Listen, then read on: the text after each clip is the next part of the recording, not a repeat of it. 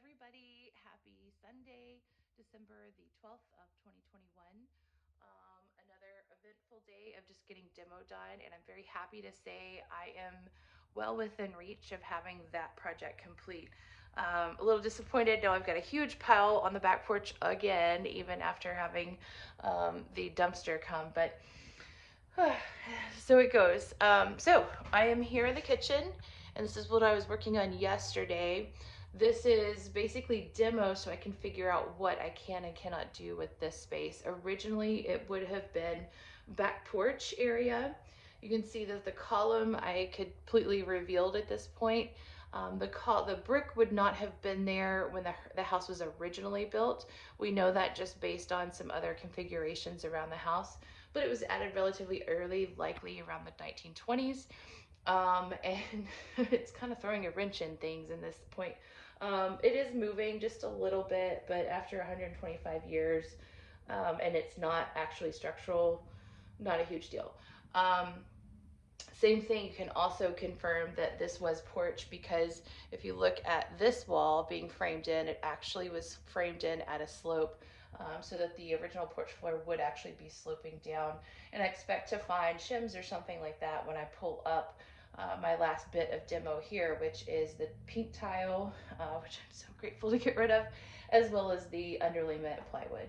So that will be for another day because it's kind of exhausting and gross. But what's interesting is that this wall has actually moved at least once. So you can see, remember, this column wasn't originally here. And then when it was, you can actually see remnants of sealant. So caulk was installed here around some lapping siding. So they have moved this wall out for whatever reason, I guess just to get more space out of it. And Mom was actually telling me that there was a window in this location at some point. So I could see that. And it actually might have been a really fantastic location for the Iceman to deliver ice, which we would have had here, or milk or something like that. So that may have been what was going on in this space at some point. Likewise over here, I'm gonna take these last two pieces of just scabbed on 2x4 off. They're not serving any actual purpose. They're just so crooked at this point. So I'm ready to get that out. And then this pipe will eventually come out. It is a vent for plumbing, but it's not attached to anything right now. I do applaud them because so many parts of the plumbing that were put in more recently had no venting at all. So there's at least that. But if I were to take it out now, I would have a hole in the roof, and I don't want that. So I just secured it. You can see I just kind of temporarily tied it off so that it's not going to shift or anything. And it will eventually need to reattach to that anyways, but I will do it above this additional ceiling so it will look much nicer. Next thing would be the structure here. So this is actually supporting kind of a header, and this would have been kind of that transition, one of the original back doors, it'd be my guess, because you can see that this goes to shiplap versus the beadboard ceiling. So there would have been a header here, but not what they had put in. That was not structural at all. By the way, the hole was there when the stove was located here in the 50s when my grandparents lived here. So it wasn't originally here because, again, this would have been kind of that porch area. But anyways, put a door here is probably what they originally had. I don't know what I'm going to do just yet, so stay tuned. We shall see. And then that transfers the load over to this original 2x4, which is in decent shape. You can see they actually do have a header here. Unfortunately, it was not attached or structurally supported correctly on this end. We just got two screws, and they're star head screws, so those were invented more recently, which means somebody recently did this, but there should be a 2x4 under there supporting it, and there wasn't. So that's fun. Basically, there should also be kind of a wall in this area as well. So I know that is really confusing, and trust me, it is for me as well. So what I have done is taken some measurements and drawn it all out.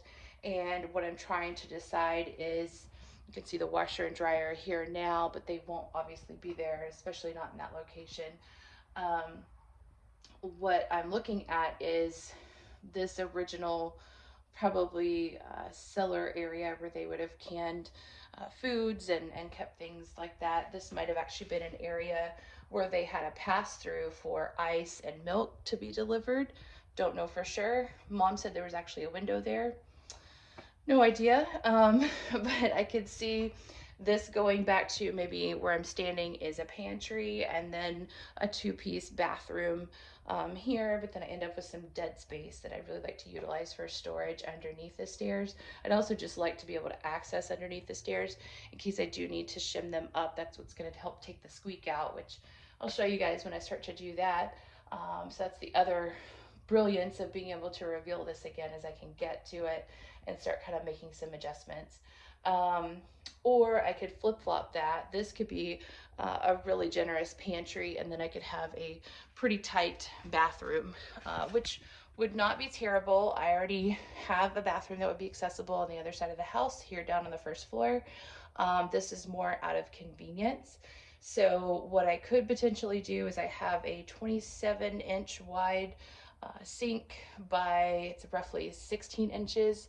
It might be able to fit here, and a toilet that is even in a compact size, it'll be roughly 28 inches deep by 19 inches across. You need to have about 20 or more inches just to have the width to get that in.